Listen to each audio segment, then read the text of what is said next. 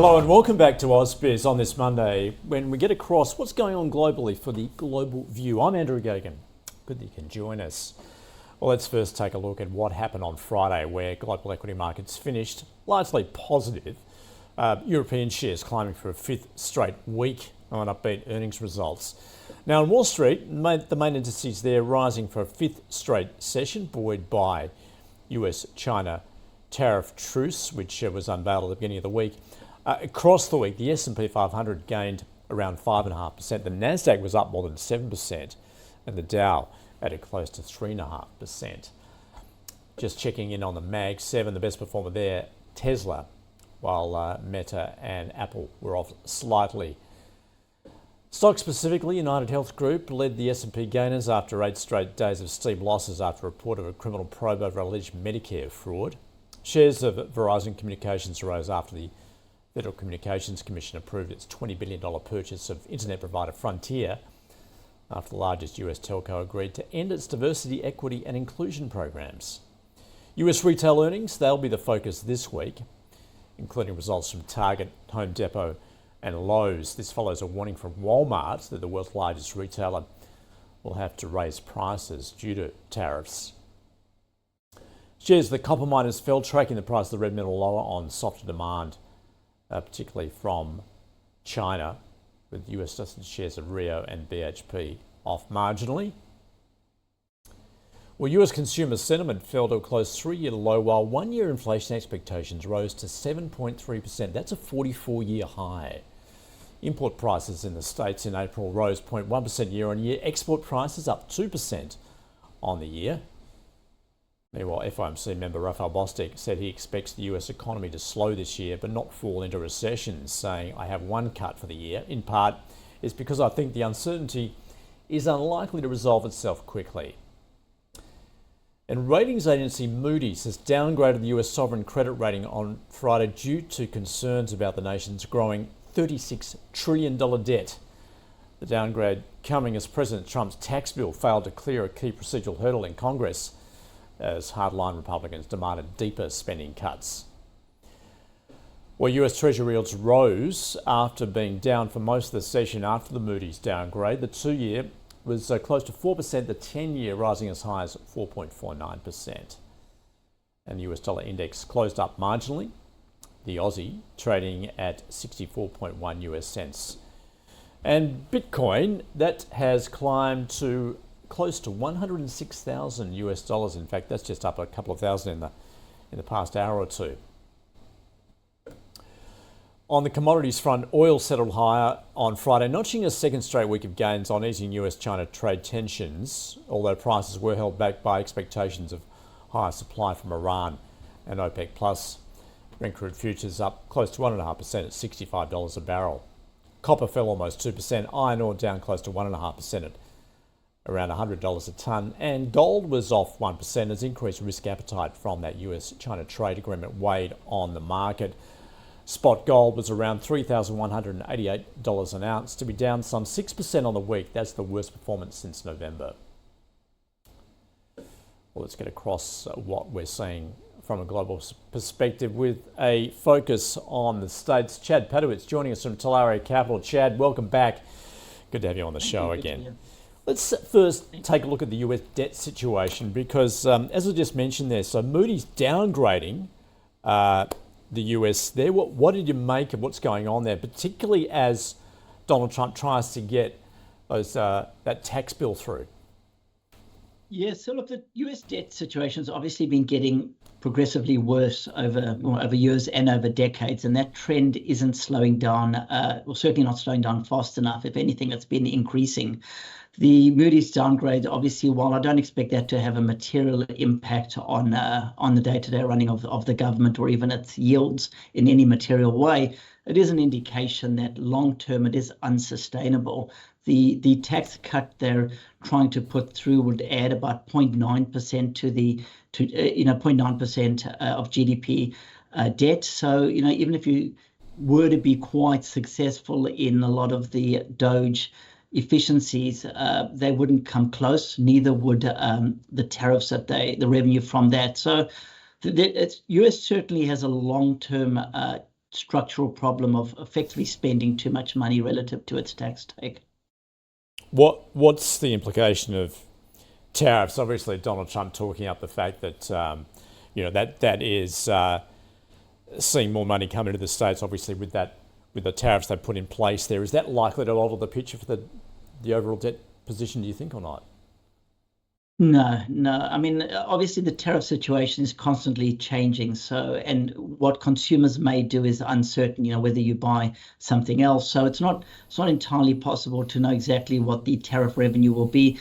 But, the rates obviously come down the tariff rate to what was just a couple of weeks ago, still very high, around 12%, which is still the highest in decades. So that has an impact on the economy and inflation. But in terms of revenue, it wouldn't be enough to materially change the trajectory of the debt situation.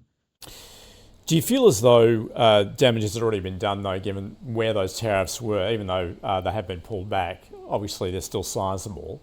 And I see you point out that Jamie Dimon, the JP Morgan chief, warning that recession is still a possibility in the States. Yeah, look, I don't think the damage has been done because it was very, very, short and sharp, and to a large extent, a lot of it was reversed, and there was a significant amount of inventory buy-in from overseas. That's actually why the GDP number wasn't that good for the last quarter, because there was a lot of imports because companies wanted to get stock, stateside before the tariffs came in. So I don't think the prior sort of, let's call it a couple of weeks tariffs had any real impact. But as I mentioned, the current tariff rate is around 12%, which is actually the highest since, probably for the last 70, 80 years. So tariffs are certainly a headwind, I think, to growth from here, but they probably haven't had too much impact up until now. Now, Chad, of course, in the wake of that announcement last week in regards to the US and China pulling back on those tariffs, the equity market continuing to remain buoyant. Many questioning, are we still in a bear market rally, or is this actually a bull market? What's your view, and particularly the valuations you're seeing there at the moment? Yeah, look, certainly from an economic point of view, nothing that's happening is bullish for the economy. It might be less bearish than it was, but it's not certainly bullish. Interest rates are still quite elevated. Inflation's still quite sticky. So, we do think there are challenges to the economy ahead of us still, and valuations seem to not really be taking that into account. So the market is actually now up calendar year to date. Valuations are pretty close to all-time highs, and certainly margin adjusted are well past previous highs. So valuations are very high. The ability for the market to withstand some adverse economic, political, geopolitical news is a lot less than it was because of the recent rally. So I think we are in a situation where the market does now need to see earnings delivery and earnings growth to justify the current valuations. And without having a crystal ball, we don't see the trend and the underlying fundamentals supporting that level of optimism. So overall, Chad, where are you seeing the opportunities right now? Look, we think the opportunities are broadly away, broadly away from the US, which is the most expensive market, away from relying on growth or economic improvement. So we see, for instance, one of the companies we like are those that are quite, have relatively low volatility of earnings, quite like consumer staple type businesses. A Swedish company we quite like, ESSITY, but in US dollar terms, they're a 20 billion market cap, 15 billion revenue, trades on about 14 times earnings. They are a paper and like paper towel, wet wipes, that sort of thing, in Europe, but also in the US. Coming like that, 14 times earnings compared to the S&P, for instance, on 22 times, low to mid single digit consistent growth, not very economically sensitive, good balance sheet. Coming like that, we think does pretty well in the environment that we think is likely to play itself out in the months ahead. So, I mean, is that what you're looking for? Like evidence of a strong balance sheet, high cash flow, for instance? Yeah, strong cash flow, good balance sheet, sustainable business model, margins that aren't overly elevated, and valuation that's obviously quite attractive. So, I mean, do you feel as though, do you have a bias to Europe at the moment then? Well, we have a bias to valuation. So valuation is where, bottom-up research leads us to certain companies, and valuation is a very important component of that. And the companies listed in Europe generally, these are, there's always exceptions to that, generally trade at more attractive valuations than those that are trading on US indices. It doesn't necessarily mean that is where they make most of their money.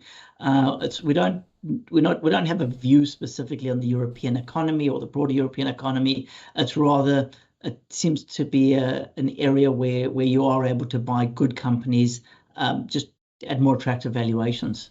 Chad, always good to get your perspective. Thanks for joining us from Talaria Capital. You're welcome. Thank you.